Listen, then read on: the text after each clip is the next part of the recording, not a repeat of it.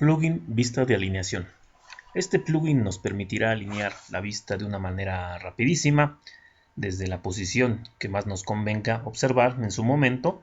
al estar paneando nuestro modelo, ya sea una vista top,